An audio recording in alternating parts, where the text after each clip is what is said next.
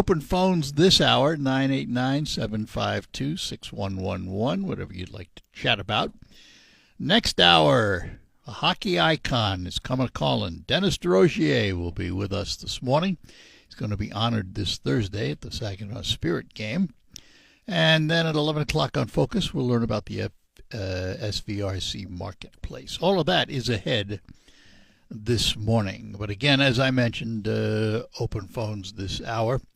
I want to start out, the Supreme Court will be in the near future issuing a decision on citizenship birthright, the birthright citizenship case, which has to do with people born in the United States but not of parents from this country, who are automatically given citizenship because they were born in the United States. This affects everyone with the exception of foreign ambassadors and the like, because they are not considered under the jurisdiction of the United States.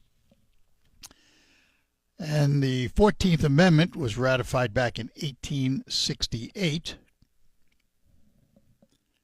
And it says it grants citizenship to all born/naturalized in the U.S., including former slaves. That's important. And prohibits states from denying life, liberty, property, due process, or equal protection of the laws. Basically, as the Supremacy Clause says, extended federal civil rights protections to states' actions. It did something else. It reversed probably what was the worst decision ever made by the Supreme Court in what's been come to known as the Dred Scott decision, in which the court ruled in favor of the slave owner who had moved Scott from state to state, saying that, in effect, African Americans at the time did not have protection as others did. And the 14th Amendment reversed that.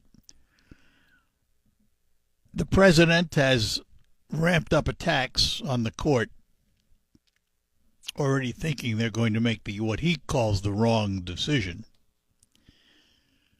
I'm not so sure, to tell you the truth, because when you read it, he's saying, well, it only had to do with slavery. No, that's not true. And only one part of it had to do with slavery. And I'm looking at this, of course, as I always do, as a layman. I'm not a lawyer. I'm not a constitutional expert. But I can read. And if you were to take this at its face value, it would seem to me the court would almost have a unanimous decision on the 14th Amendment, going against what the president would like to see. He would like it not to be applied to those immigrants who are here illegally, who then come to this country to have children, and those kids automatically become citizens of the United States. It's going to be an interesting decision. Trump administration argues that the provision was meant to cover the children of former slaves. Well, that's true, but that's only one part of it. It covers them, but it wasn't written just to cover them. At least that's what I feel. Arguments are going to be held April 1st in the court, and then the decision will come following that. And I think this is going to be an important ruling. Now, there have been rulings in the past, and the rulings that have been passed in their past Supreme Court ruling in 1898. This is the case of United States versus Wong Kim Ark. Upheld the citizenship of a San Francisco-born man whose parents were Chinese citizens. And lower courts have opposed the president's trying to stop recognizing citizenship of children born to undocumented immigrants and temporary visitors. Thus, the appeal to the Supreme Court. And the president is, already attacking the court for what he believes is going to be the wrong decision. In other words, he thinks they're going to rule against him. And he could very well be right. And in this particular case, in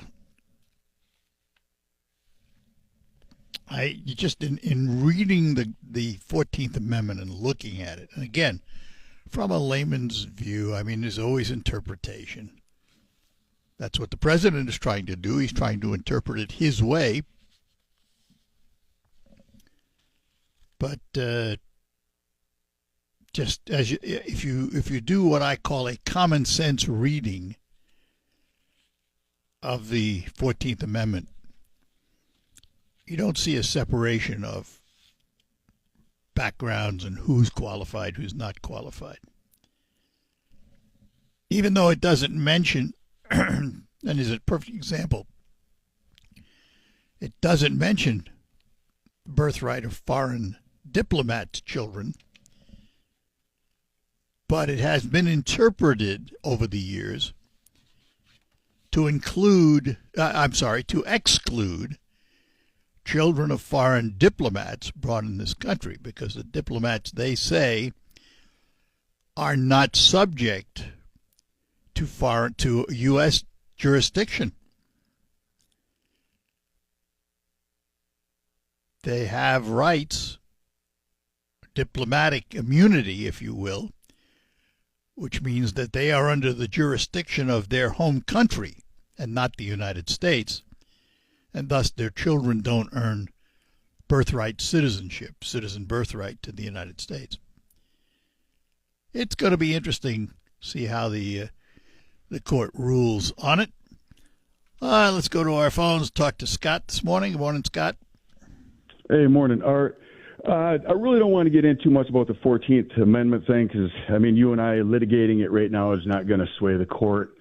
Good point. Good point. So, with that being said, I would like to bring up a few other things. Again, the hypocrisy I see that is becoming this Democrat Party.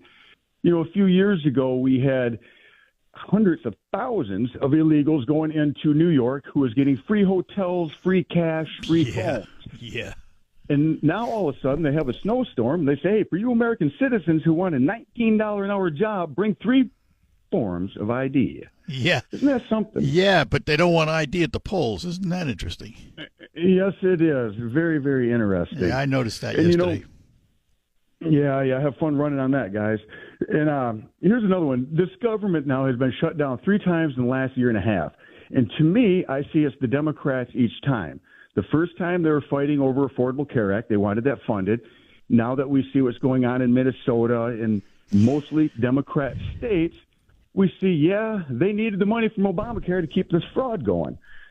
And then the second shutdown here, they wanted to shut it down, was for over Medicaid because they needed the illegals to continue to get free health care on the American tax dollar. Now, this third time, why are they shutting it down? Well, they want to make it easier for the illegals by defunding and tying up ICE's hands. Which, you know what's interesting? You know what's interesting about this whole thing?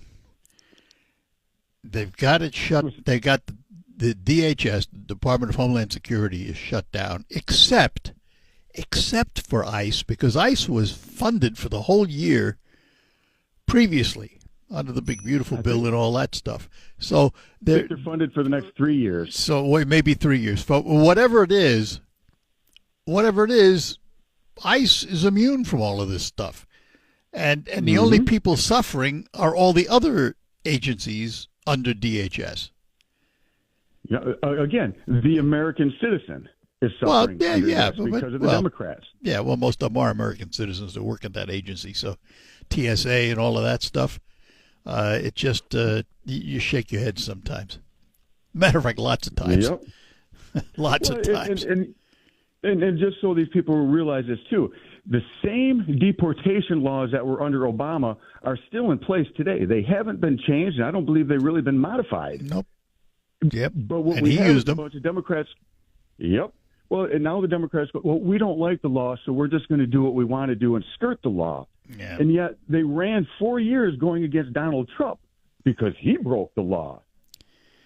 I'm just getting so tired of the hypocrisy from these people. They need to make a stance and either be 100% for the law or against the law. One or the other. You don't get it both ways. Yep.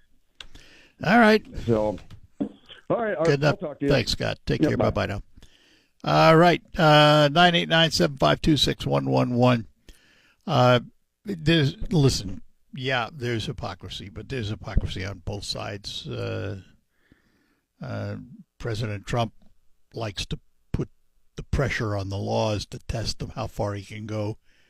And he does it pretty regularly, actually. Anyway, we'll take a break, come back, lines open for you. It is an open line hour right up till 10 o'clock.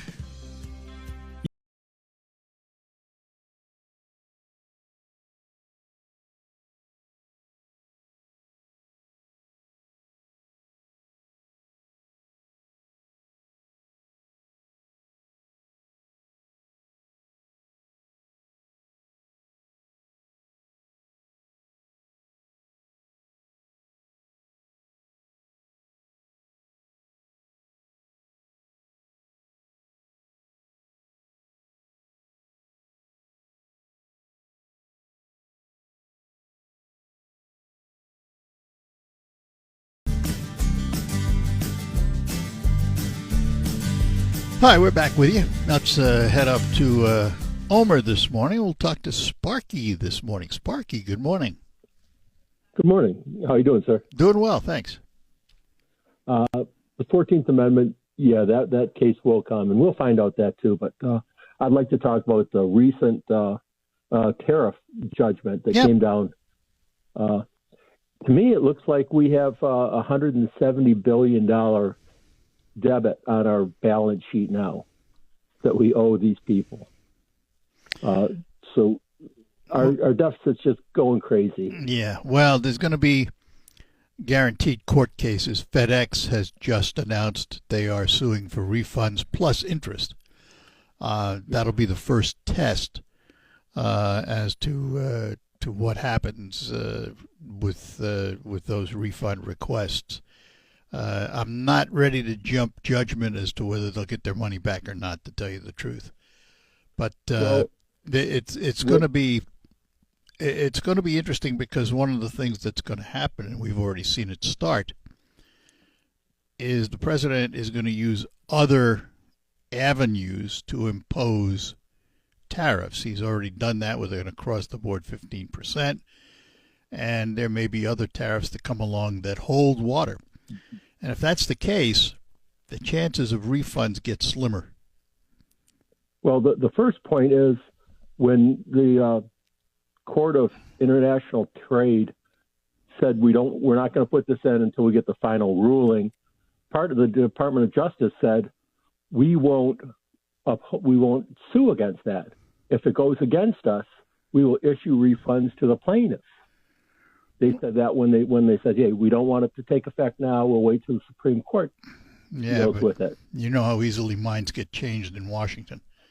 Well, that's not changing minds. That's official court record. Well, that's what they said. Yeah, but it's U.S. courts they worry about. They may say that the international court, but no, this is a United States court, Court of International Trade.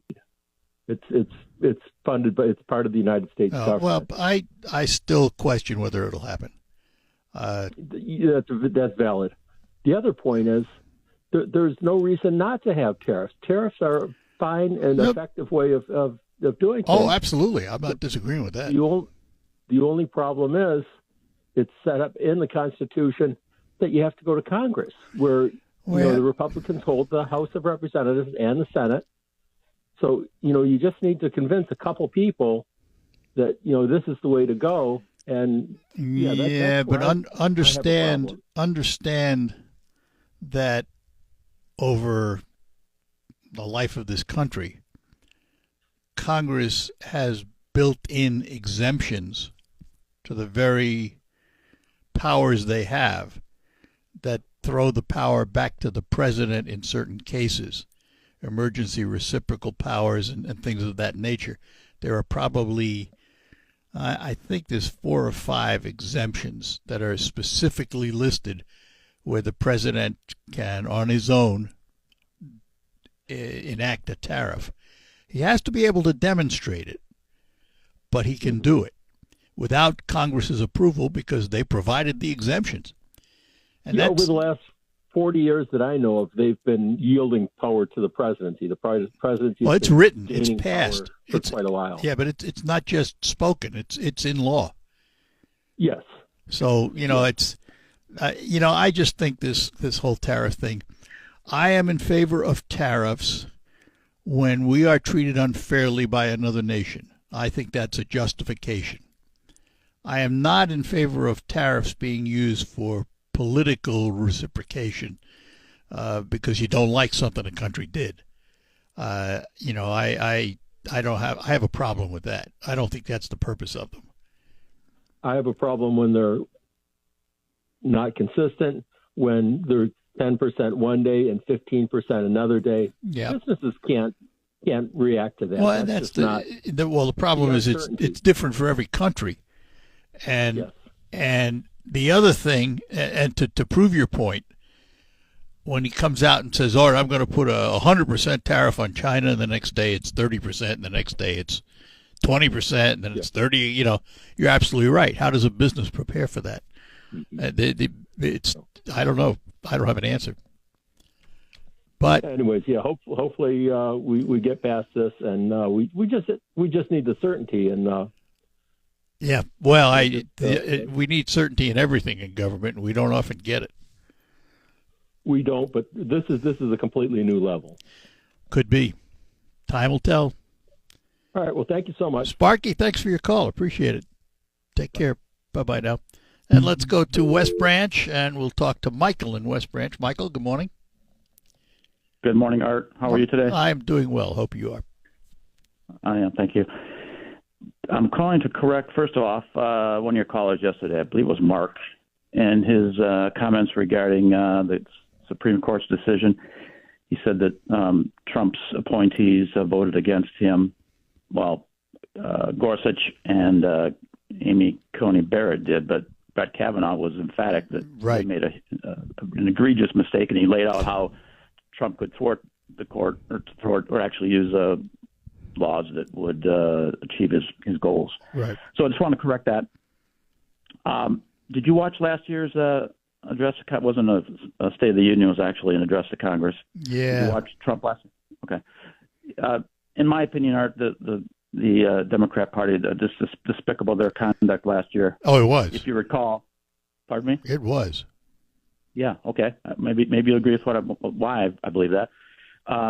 If you recall, Trump brought the families of primarily young women who've been Laken Riley, raped and killed. Yep. Laken Riley, Jocelyn Nungaray. And these people with the little paddles like they're going to go to an auction sat there on their hands with zero compassion, zero heart in their bodies. Yeah, wearing white because they think they're pure.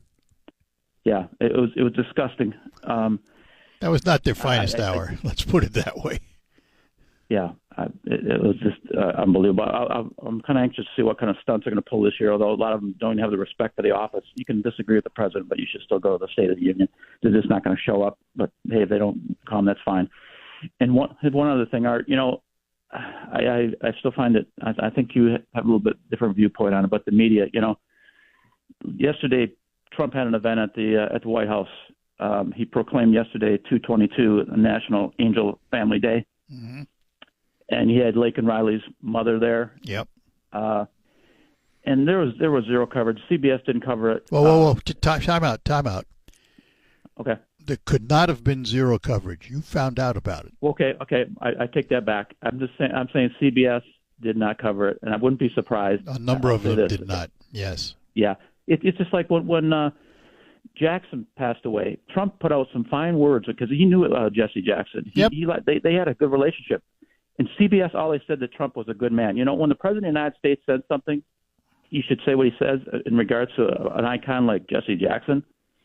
ABC didn't cover it. All DeCopel said, the new anchor in CBS, he always said he was a good man. He should have put what a statement was out. It doesn't fit their narrative. ABC didn't cover it. This I know for sure because it was reported. ABC didn't cover one word of it, of what Trump said. NBC and CNN, which is not surprising. So it's just disgusting that the media. I thought things would change, particularly with CBS once Barry Weiss got in there. But it doesn't.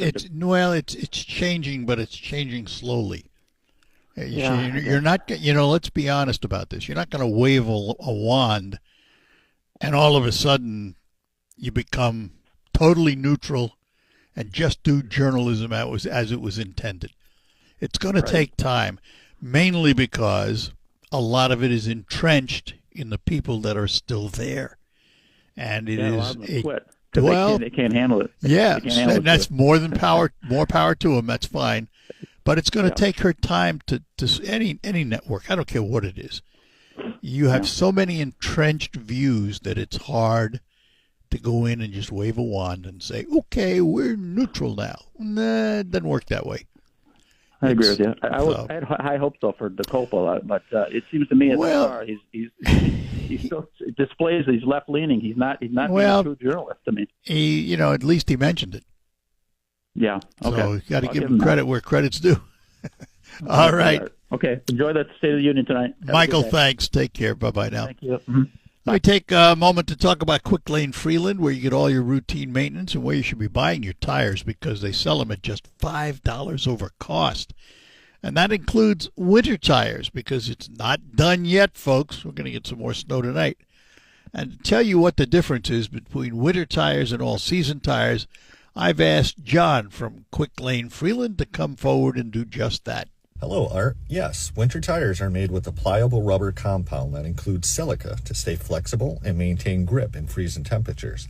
Unlike harder all-season tires, which stiffen and lose traction in the cold, this flexible compound allows the tire to better conform to the road surface, providing superior grip and traction on snow and ice to keep you safe. Thanks, John. Stop into Quick Lane Freeland on the McDonald Ford property and have your tires checked, have your cooling system checked. You can get oil changes, all your routine maintenance right there. And McDonald Ford, of course, you'll see the complete lineup of Ford products and their pre-owned lot, too. Do it today. McDonald Ford and Quick Lane Freeland.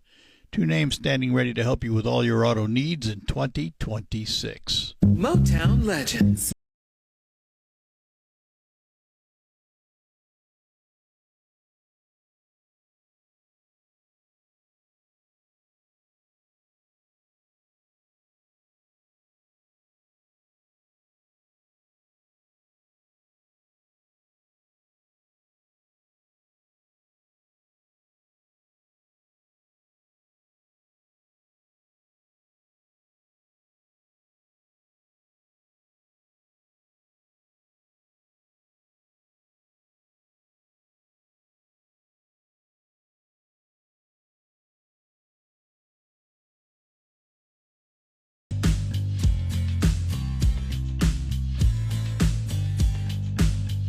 All right, we're back with you here on the Art Lewis Show.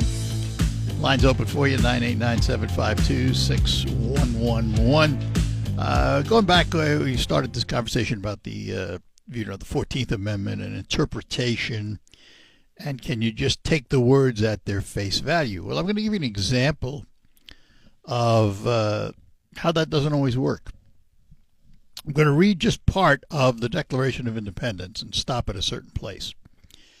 It starts out, the unanimous declaration of the 13 United States of America, and the words we all know. When in the course of human events it becomes necessary for one people to dissolve the political bands which have connected them with another, and to assume among the powers of the earth the separate and equal station to which the laws of nature and nature's God entitle them, a decent respect to the opinions of mankind requires that they should declare the causes which impel them to the separation.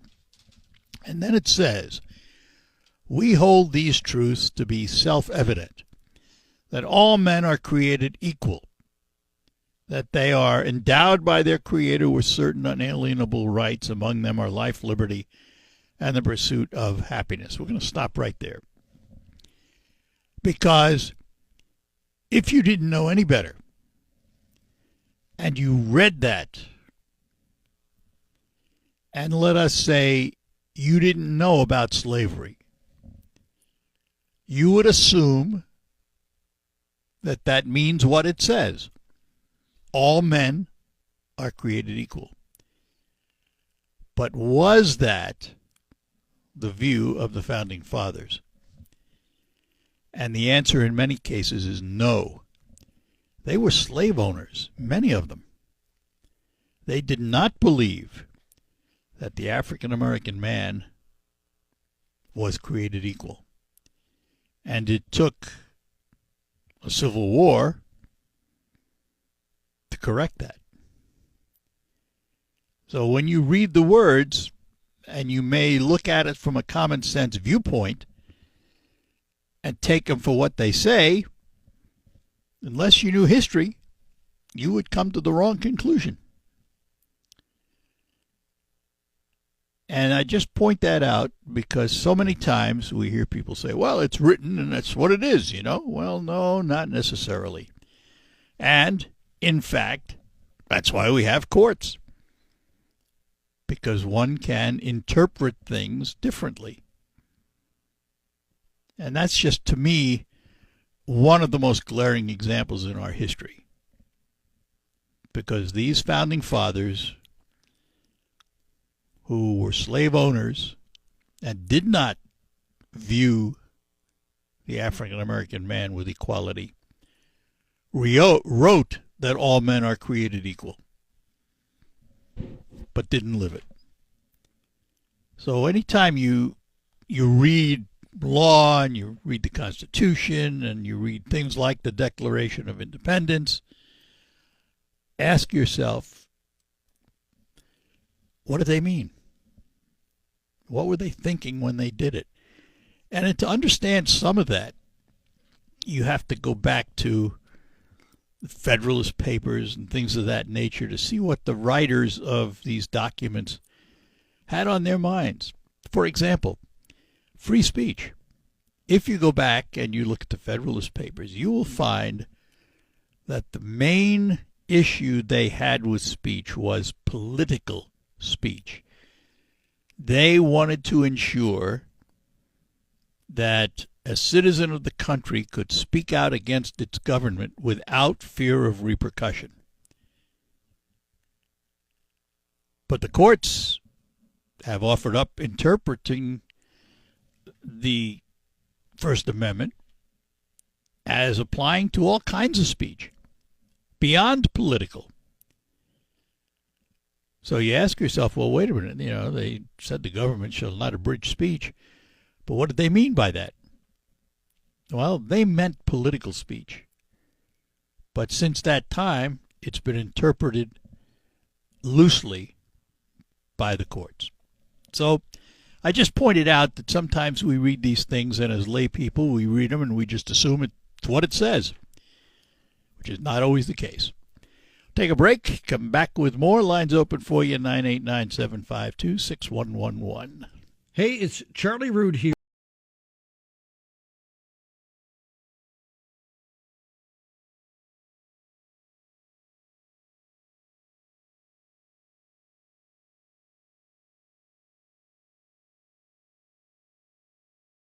All right, we're back with you here on the Art Lewis Show. Phones are locked and loaded here, so let's get back to them. Mark is in Bay City. Mark, good morning.